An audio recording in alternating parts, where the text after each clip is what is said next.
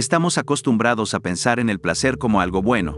Pero, ¿y si el placer pudiera ser utilizado como un instrumento de tortura social y filosófica? Esta es la idea aterradora que explora Aldous Huxley en su fenomenal novela Un Mundo Feliz.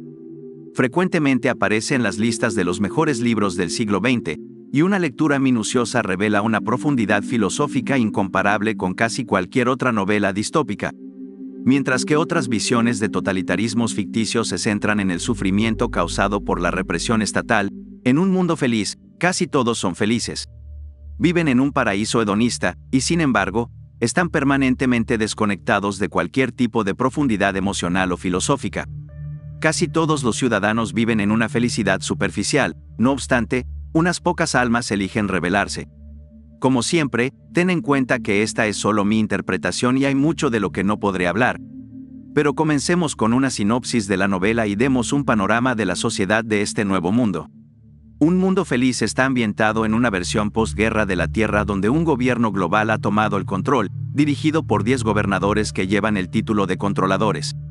Las políticas de este Estado mundial están totalmente centradas en la estabilidad y el placer. Esto dicta casi todas las decisiones que los controladores toman, desde su legislación sobre el nacimiento hasta su extenso programa de drogas y la cultura del planeta. Los ciudadanos de este nuevo mundo son todos creados artificialmente por el Estado dentro de una incubadora. Y desde este punto, el destino de cada persona está sellado.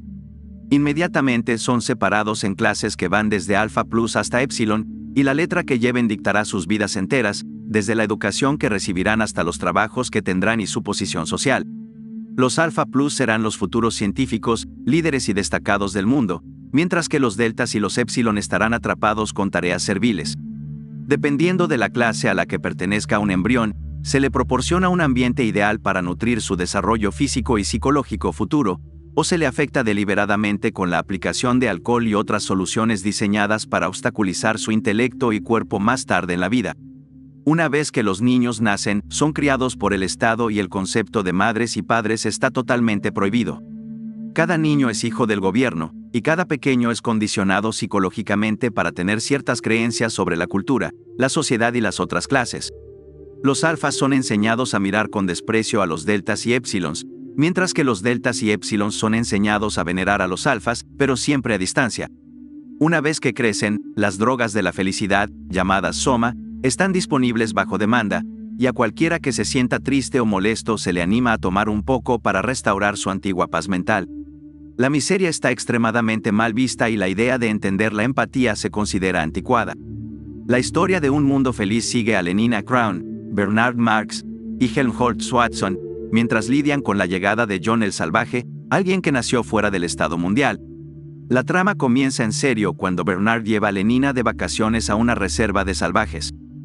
Estas reservas son los pocos lugares en el mundo no conquistados por el Estado mundial y viven en pequeñas comunidades tribales. Allí, Bernard conoce a John, quien más tarde recibirá el nombre de John el Salvaje, y su madre Linda, quien era ciudadana del Estado mundial, y fue dejada atrás por error en una expedición anterior. Bernard acepta llevarlo tanto a él como a su madre de regreso para que vean esta gran civilización de la que John siempre había oído hablar. Al principio, esto funciona maravillosamente, ya que Bernard gana mucho estatus social por haber encontrado esta anomalía única, y John explora el mundo. Bernard es psicólogo y está fascinado por la forma en que la mente de John funciona de manera tan diferente al haber sido criado fuera del Estado. Helmholtz trabaja en propaganda, pero anhela el arte como expresión libre y apasionada. Queda fascinado por las experiencias caóticas de John en la reserva y por las obras prohibidas de Shakespeare. Linda, la madre de John, decide pasar el resto de su vida en un estado de semicoma inducido por drogas en uno de los hospitales del gobierno, lo cual todos aprueban ampliamente, excepto John, quien piensa que tal felicidad artificial es abominable. Sin embargo, pronto las drogas superan el sistema de Linda y sus pulmones comienzan a fallar. John corre a su lado llorando, pero su dolor, junto con su insistencia repetida de que ella es su madre y que la ama, causa un escándalo público. Todos en el Estado mundial están condicionados a pensar en la muerte como un evento bastante sin importancia y a considerar el nacimiento natural como moralmente abominable. Se les da a los niños recorridos alrededor de los moribundos para condicionarlos a la muerte, y cuando alguien ya no es útil para el Estado, no se le considera de mucho valor de todos modos. El comportamiento impredecible de John y sus expresiones naturales de sufrimiento se perciben como perturbadores para la sociedad. Como resultado, John, Bernard y Helmholtz son llevados ante Mustafa Mond, uno de los 10 controladores mundiales. Mustafa y John entablan un fascinante diálogo filosófico sobre el valor de diferentes aspectos de la experiencia humana. Mustafa envía a Bernard y Helmholtz a una de las muchas islas a las que el Estado envía a las personas con pensamientos lo suficientemente originales como para ser considerados peligrosos, mientras permite que John se vaya libre. Después de ser reintegrado a la sociedad, John se establece en un faro y busca ser un contrapunto vivo a los valores hedonistas del Nuevo Mundo. Adopta un estilo de vida deliberadamente primitivo, evitando cualquier símbolo de la civilización que tanto detesta. Sin embargo, pronto su retiro se convierte en una atracción para la gente, su presencia se convierte en una curiosidad y la multitud no lo deja en paz. Privado incluso del pequeño respiro de la soledad, John termina con su propia vida. Esto podría haber sido un último acto de rebelión, pero de cualquier manera, el hombre del desierto, que era la única persona viva que podía servir como un verdadero contraejemplo al Estado mundial, está muerto, y el mundo feliz continúa inalterado e inmutable, impulsado por el peso de su propia inercia. Pero empecemos examinando la filosofía subyacente de los controladores. Después de todo, con la diferencia en el pensamiento podría venir la diferencia en la acción, y con la diferencia en la acción podría surgir el conflicto social y la agitación. ¿Cómo podrían tolerar la posibilidad de un pensador como Dostoyevsky o Nietzsche, en un mundo donde la estabilidad se valora por encima de todo? La mera noción de una idea revolucionaria, o de un pensador revolucionario, es desestabilizadora. ¿Y por qué deberíamos interesarnos por ellos en primer lugar? Quiero decir, si todos están generalmente contentos, ¿por qué debería importarnos el individuo? La mayoría de las veces, cuando preguntamos si algo vale la pena, muchos de nosotros tendemos a juzgarlo según si promueve el bienestar humano. Esta es a menudo la línea de argumentación que la gente usa para apoyar también la noción de la individualidad existencial. Según ellos, cualquier intento de matar al individuo dentro de nosotros nos dejará sintiéndonos vacíos e insatisfechos. Podemos intentar asimilarnos en una multitud o en una identidad pública, pero siempre habrá esta sensación de que nos hemos traicionado a nosotros mismos.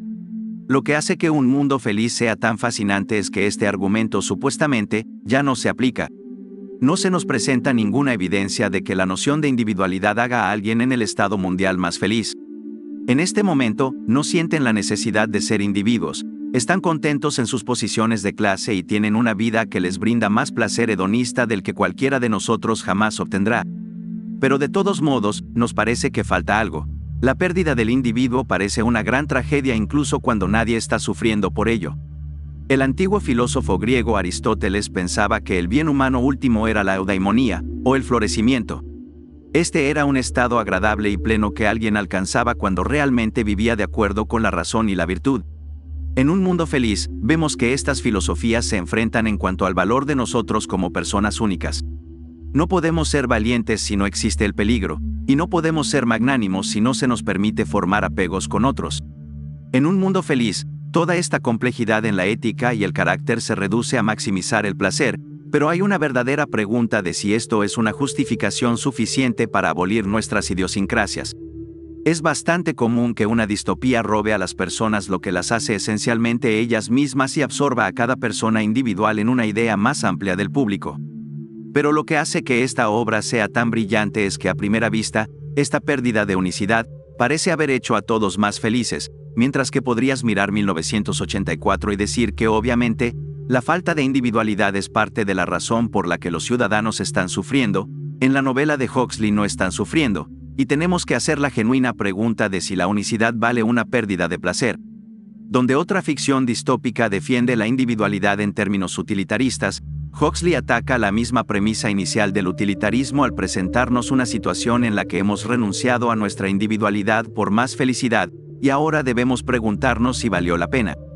En la República de Platón, el viejo filósofo tiene una misión muy similar a la de los controladores mundiales en un mundo feliz. Quiere crear una sociedad que sea estable y justa, y divide al Estado en diferentes clases para lograr esto. Para Platón, existe la clase de bronce, la clase de plata y la clase de oro. La clase de bronce sería la industria de la ciudad, la clase de plata formaría su ejército, y la clase de oro serían sus infames reyes filósofos, que gobernarían desde lo alto. Platón también quería que sus ciudadanos de la clase de bronce disfrutaran de sus roles. En el mundo de Huxley, esta idea platónica se ha llevado al extremo.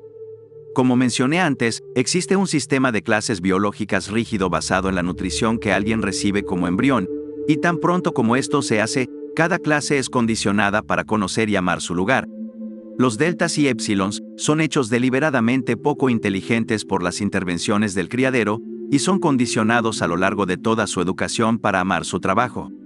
En nuestro mundo, tales argumentos son vistos, con razón, como muy condescendientes y fuera de lugar, pero eso es en parte porque casi todos pueden aprender cosas nuevas y volverse mucho más conocedores, hábiles e inteligentes de lo que ya son.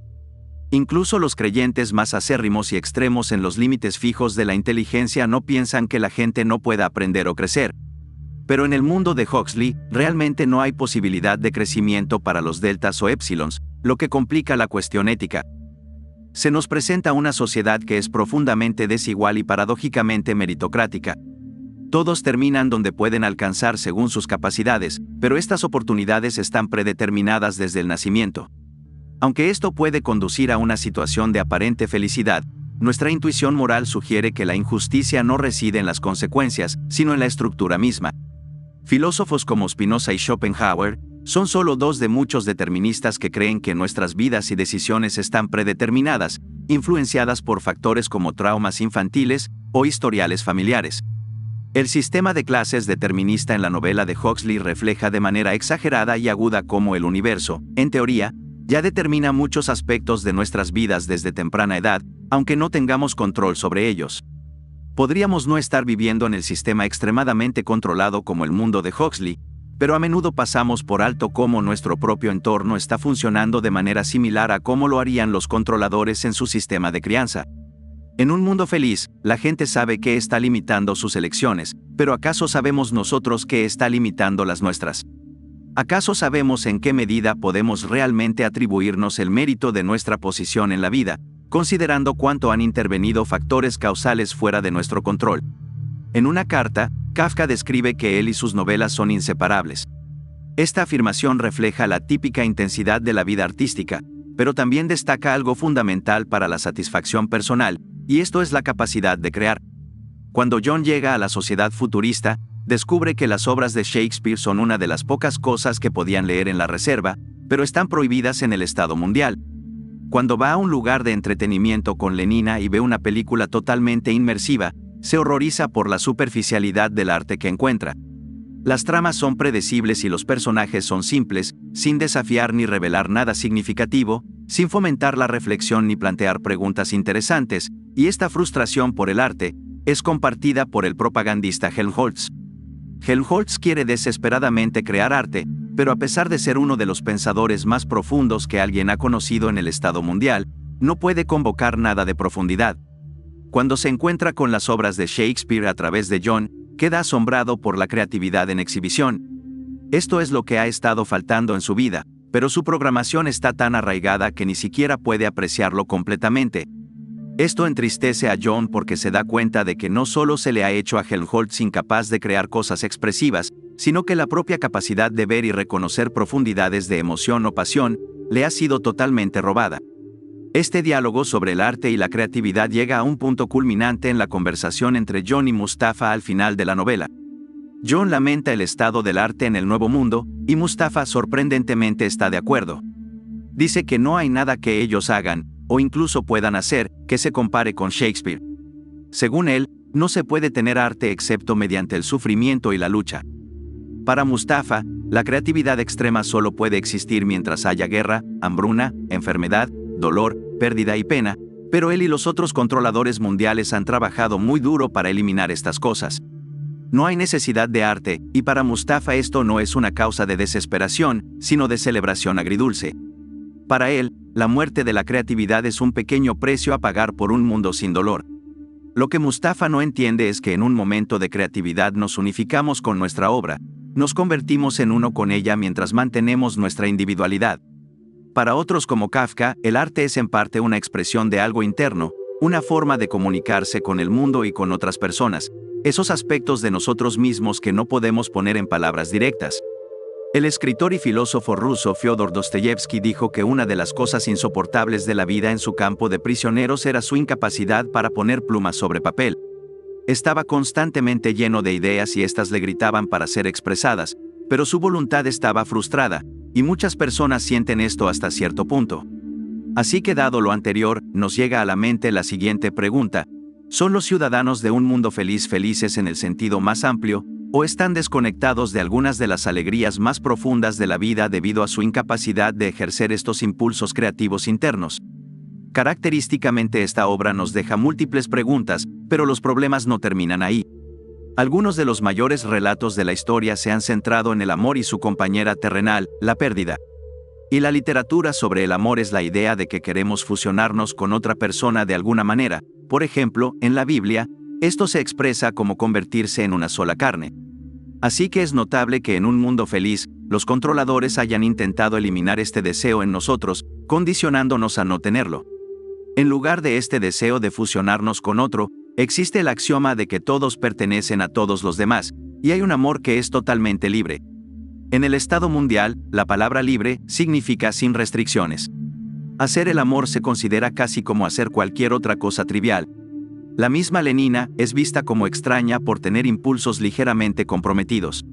Ya que ésta se obsesiona con John de manera singular, sus amigos y los demás ciudadanos encuentran esto totalmente extraño. Para ellos, el amor y el acto sexual no implican afecto genuino, sino solo una actividad recreativa simple y sin mayor significado. La visión del amor en el estado mundial es intrigante porque combina un enfoque profundamente individualista con un fuerte componente colectivista. Aunque aparenta libertad, en realidad limita la profundidad emocional. Todos pueden poseer y ser poseídos superficialmente, pero las conexiones reales y significativas están prohibidas.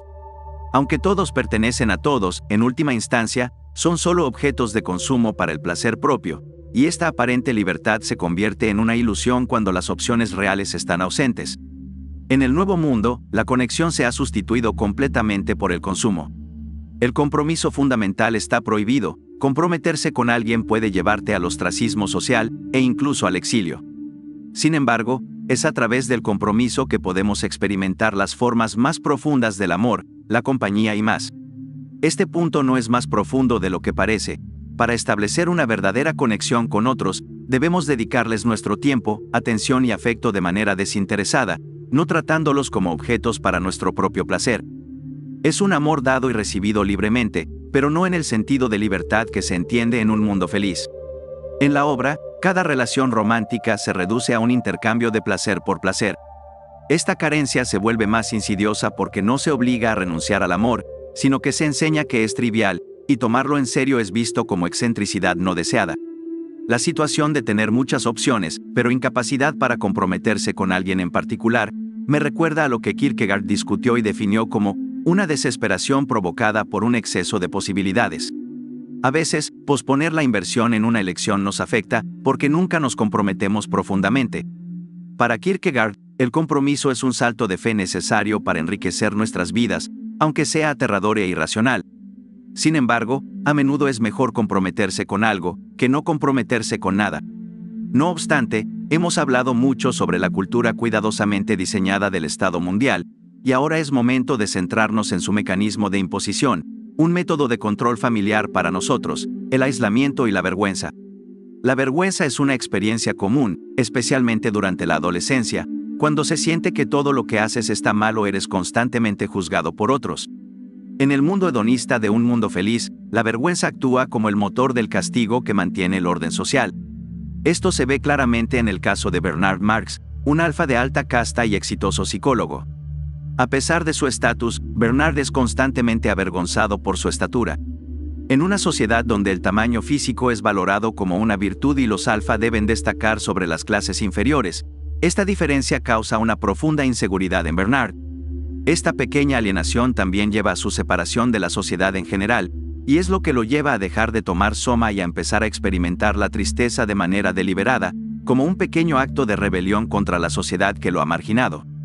Por fuera, evita cualquier conexión con esta sociedad, pero en su interior, anhela desesperadamente su aceptación. Es como un niño que intenta desesperadamente llamar la atención de sus padres después de ser ignorado por tanto tiempo. Pero a pesar de sus matices cómicos, creo que la experiencia de Bernard con la vergüenza es muy perspicaz y uno de los aspectos más subestimados de la novela de Huxley. En un reciente artículo, Jim Elan argumentó que la vergüenza surge de un deseo frustrado de conectarse con otras personas de una manera socialmente aceptable o adecuada. Y aquí es donde el inquietante uso de la vergüenza, por parte de los controladores en un mundo feliz, cobra importancia. Cada niño es condicionado desde el nacimiento para desear socialización y compañía. En otras palabras, la configuración es perfecta para hacer que la vergüenza sea lo más dolorosa posible. A todos se les enseña a desear la aceptación social y estas conexiones superficiales en extremo, pero al mismo tiempo, solo hay una manera de lograr este deseo, y si no lo consigues de esa manera, entonces estás permanentemente aislado y solo. Esta es la naturaleza existencialmente aterradora de la vergüenza, y es que aviva nuestro deseo de aceptación al mismo tiempo que nos lo niega. Un mundo feliz comunica cuán poderosa puede ser la vergüenza como forma de control social, y Huxley la utiliza con gran efecto en las inquietantes dinámicas de las relaciones de Bernard. Huxley también nos recuerda los efectos duraderos del rechazo. Bernard ha enfrentado el rechazo toda su vida, y como resultado, se vuelve inmensamente vulnerable a traicionar sus principios ante el primer signo de aceptación. Ahora vamos a examinar la exploración de Huxley sobre una necesidad humana profunda y polémica, que frecuentemente emerge en la filosofía, pero rara vez se reconoce.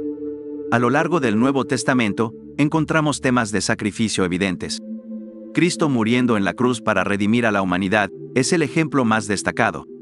Los apóstoles renunciaron a sus posesiones y vidas anteriores para seguir a Jesús. San Pablo sacrificó su sustento para difundir la palabra de Dios, y la Virgen María entregó a su Hijo por el bien del mundo. El uso generalizado del sacrificio como un motivo es notable dado lo potencialmente desagradable que puede ser. Por definición, un sacrificio es renunciar a algo bueno en servicio de algo mayor, y eso es difícil de aceptar. El filósofo Bernard Williams habla de deseos categóricos. Estos son cosas que desearíamos que sucedieran incluso si no estuviéramos presentes para verlas. Intuitivamente, los deseos categóricos trascienden nuestros pensamientos sobre nosotros mismos y nuestro propio placer, y alcanzan el mundo para imbuir un aspecto de él con valor. Y el valor de esta idea parece estar íntimamente conectada con el sacrificio. Tener un deseo categórico es, en efecto, tener algo fuera de uno mismo que valoramos tanto o más que nuestro propio placer, por lo que está muy cerca de tener algo por lo que vale la pena sacrificarse. Para aterrizar esta idea, pensemos en las madres que conocemos y cómo dicen que no solo se sacrificarían por su hijo, sino que lo harían felizmente, sin una pizca de duda o resentimiento en su corazón. Podemos observar cómo las personas muestran disposición e incluso entusiasmo por sacrificarse en la vida diaria, desde amigos que renuncian a una noche divertida para apoyar a alguien que está pasando por un momento difícil, hasta niños en el patio de recreo que comparten sus juguetes favoritos con sus hermanos menores. Este tipo de generosidad sacrificial no solo puede alegrar al receptor, sino también al dador. Parte de la razón por la que un mundo feliz se siente como una distopía, es porque las personas allí están privadas de tener algo por lo que puedan sacrificarse. Detrás de las vaguedades sobre todos viviendo para los demás, hay muy pocos ejemplos de sacrificio genuino en el estado mundial. En la práctica, las personas simplemente buscan placer y evitan el malestar. Si están tristes, toman soma, y si sienten deseo, simplemente lo satisfacen sin pensarlo dos veces. Uno de los ejemplos más claros de esto viene en la relación entre John y Lenina.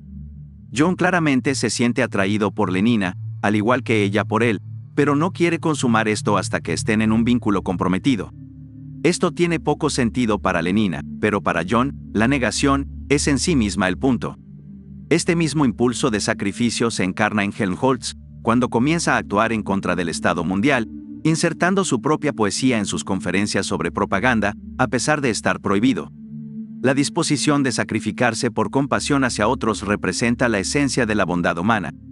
Pero en lugar de enfrentar el dolor o renunciar a parte de nuestro placer por otros, el Estado mundial tiende a ofrecer soluciones rápidas, como vacaciones mentales con drogas para aliviar el malestar. El acto de sacrificarse por alguien, o por una causa, se considera ahora socialmente perjudicial. Si alguien valora algo lo suficiente como para sacrificarse por ello, entonces incluso podría valorarlo más que las órdenes que vienen desde lo alto. Sin embargo, si consideramos seriamente filósofos como los citados anteriormente, debemos reconocer que al eliminar el sacrificio, los controladores también han privado a las personas de una fuente potencialmente significativa y satisfactoria en la vida. Y es que el sacrificio profundo ha sido reemplazado por un placer superficial. En un mundo feliz, no sabemos cuántos comparten el vacío existencial de Helmholtz y Bernard, pero parece más común de lo que Mustafa estaría dispuesto a admitir. Me interesa explorar este punto sobre el placer, que es central en la novela y plantea preguntas fascinantes. Hacia el final, el diálogo entre John y Mustafa sobre la naturaleza y el valor del placer es crucial. Ahora profundizaremos para cuestionar las bases de las opiniones de los controladores sobre el buen gobierno y la humanidad. A diferencia de muchas distopías, los gobiernos en esta novela son benevolentes en apariencia y promueven la felicidad y el bienestar con premisas utilitarias que parecen nobles. Los controladores en un mundo feliz hacen supuestos filosóficos discutibles, como considerar que todos los placeres son equivalentes. Según Mustafa Mond, la felicidad se mide de manera lineal y cuantitativa, sin distinguir entre diferentes tipos de placer. Se pasa por alto la diferencia entre éxtasis, alegría, excitación y satisfacción, todos vistos como igualmente calculables en una visión simplificada. Esta perspectiva contrasta con la distinción que hizo John Mill entre placeres inferiores como comer, beber y el aspecto físico del sexo, y placeres superiores como la compañía, el amor y la contemplación. La crítica central de John al arte radica en que al priorizar el hedonismo inmediato, los controladores han privado a sus ciudadanos de experiencias más profundas. Pero la crítica de John se extiende mucho más allá de esto, porque lo que él desea, como dice Mustafa, es el derecho a ser infeliz. Es decir, él quiere experimentar toda la amplitud de la experiencia humana y valorar esto en sí mismo, en lugar de simplemente desear sentimientos positivos todo el tiempo. Ya que la mente humana no es tan simple como sumar nuestros placeres y restar nuestros dolores. Según John, hay valor en el empuje y la atracción de los aspectos placenteros y desagradables de la experiencia existencial, y si eliminamos por completo la negatividad, nos privaremos de la extraña satisfacción de haber vivido una vida plena. Es decir, si te comprometes plenamente con los aspectos voluntariosos y apasionados de tu vida, a veces te llevará a un éxtasis energético temporal, pero otras veces te sumergirá en la miseria. Podemos optar por embotar ambos lados de esta pasión si queremos, pero para la naturaleza, si estamos abiertos a uno, el otro seguramente ocurrirá en algún momento. En última instancia, esto es una afirmación empírica, y te dejo a ti decidir qué tan bien fundamentada está en tus propias experiencias. John también desprecia el concepto de soma, esta droga que puede inducir la felicidad incluso en los pacientes más melancólicos. A diferencia de muchos antidepresivos modernos, no tiene efectos secundarios inmediatos, pero John todavía ve su felicidad como falsa de alguna manera. El experimento mental de Robert Nozick, la máquina de experiencias, mostró que la mayoría de las personas rechazarían la oferta de una felicidad simulada perpetua, prefiriendo una vida real con sus altibajos. Esto sugiere que hay valores que los humanos consideran más importantes que la felicidad pura. Sin embargo, plantea la pregunta de ¿qué significa que la felicidad sea falsa? El soma a menudo se percibe como una felicidad artificial porque induce un estado de fantasía. Pero sea cierto en general o no, para John, tal impulso existe bastante. Él preferiría ser un rebelde que sufre, que un conformista feliz, y su impulso hacia la autodestrucción se cumple finalmente cuando pone fin a su propia vida en su solitario faro, con las cicatrices de su autoflagelación aún brillando en su espalda. En última instancia, un mundo feliz desafía una suposición arraigada que muchos de nosotros tenemos, y es el pensamiento de que el placer siempre es bueno, y que más placer siempre es mejor. Esto puede ser cierto, o puede ser falso, y en parte depende de dónde establezcamos exactamente los límites del término placer. Para Huxley, los controladores han estrechado demasiado el concepto y han negociado nuestra humanidad por una emoción barata. Muchos pensadores nos han advertido que cuando la situación se torna difícil, los gobernantes pueden recurrir a técnicas de distracción para aprobar decisiones impopulares o inmorales. Huxley nos recuerda que el hecho de que estemos disfrutando ahora no significa que todo esté bien, y que la distracción no es menos efectiva porque sea placentera.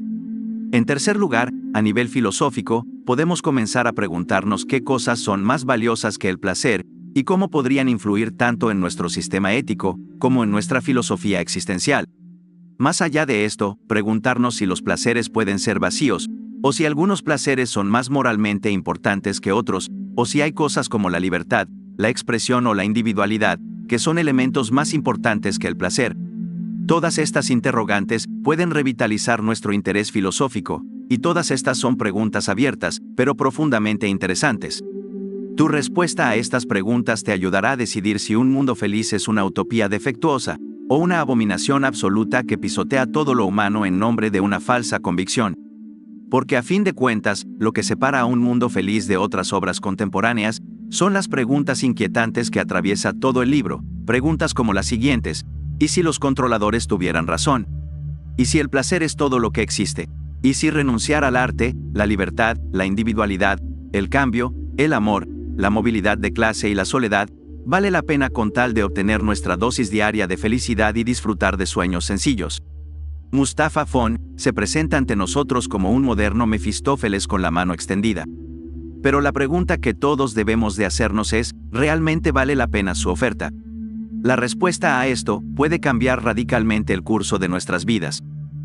Para terminar, cito a Aldous Huxley: quizá la más grande lección de la historia es que nadie aprendió las lecciones de la historia,